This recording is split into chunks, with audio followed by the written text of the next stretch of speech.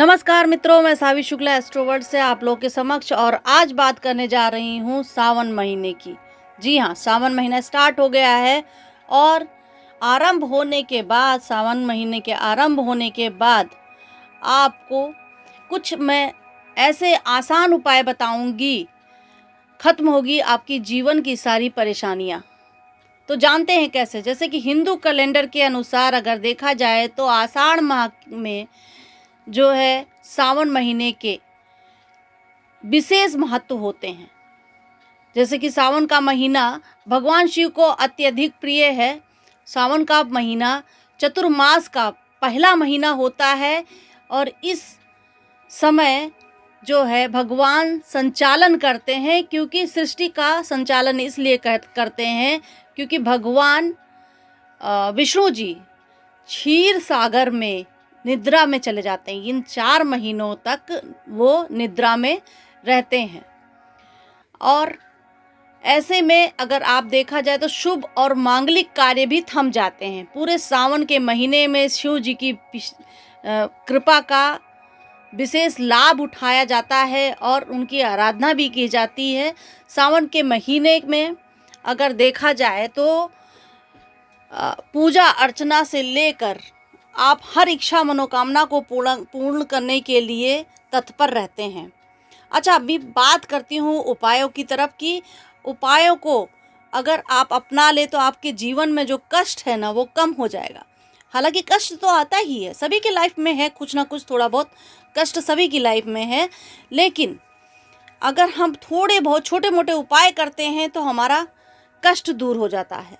और शिव जी के साथ में तो ऐसा है कि वो हर कष्ट को हर लेते हैं।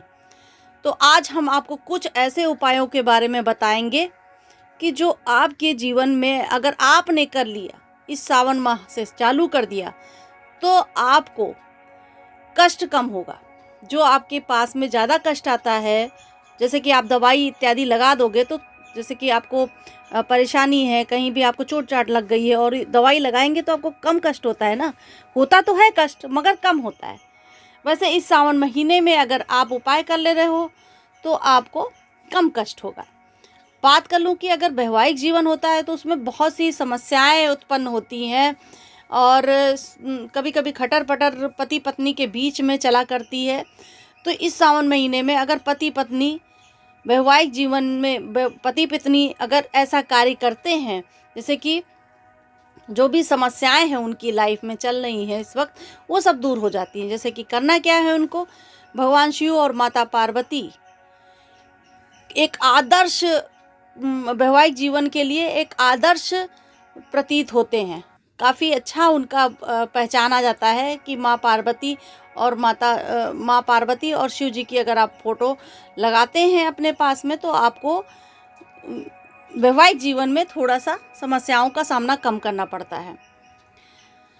जैसे कि वैवाहिक जीवन में उथल पुथल मची रहती है, तो उन्हें सावन के माह में पड़ने वाले सोमवार के दिन अपने हाथों से मिट्टी के शिवलिंग बनाने चाहिए और विविध रूप से पूजा अर्चना करनी चाहिए।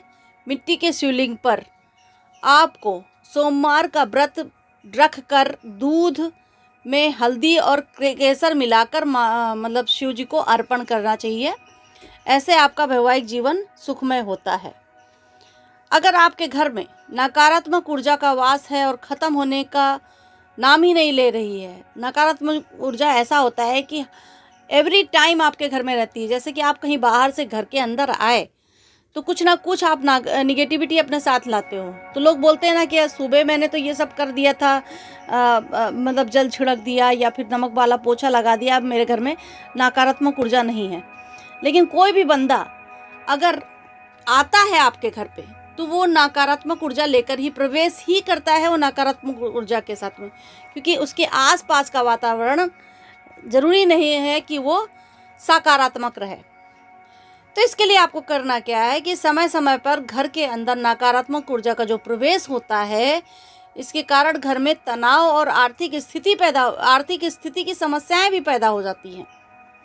तो ऐसे नकारात्मक को सकारात्मक ऊर्जा में बदलने के लिए आपको सावन महीने में रोज 21 बेलपत्र सावन महीने में, पूरा सावन महीना आपको रोज 21 बेलपत्र के ऊपर चंदन से आप ओम लिखकर आपको मंदिर में जाकर शिव जी को अर्पित करना है। अब लिख के रख लो, और रखने के बाद में जब ऑफिस के लिए निकल रहे हो या फिर किसी काम के लिए निकल रहे हो तो आप जाके शिव मंदिर में अर्पण कर दो उसको। इससे आपके घर में सुख समृद्धि का वास बना रहेगा। अच्छा, कभी कभी दुर्घटना का भय भी बहुत से लोगों को रहता है। मैं उसका उपाय भी बताती हूँ कि अगर दुर्घटना के भय से आपको मतलब इन दोष को कैसे दूर किया जाए। कई लोगों के मन में ऐसी शंका रहती है हमेशा कि अनहोनी हो जाएगी, अचानक निकलूंगा तो कुछ ना कुछ हो जाएगी, मतलब भय सताता रहता है अंदर ही अंदर। आपको होता नहीं है आपके साथ में, बट क्या होता है कभी कभी भय सताता रहता है। तो ये दोष होता है। इस दोष को दूर करने के लिए आपको सावन महीने में गाय को गुड़ और रोटी और बैलों को हरा चारा खिलाएं।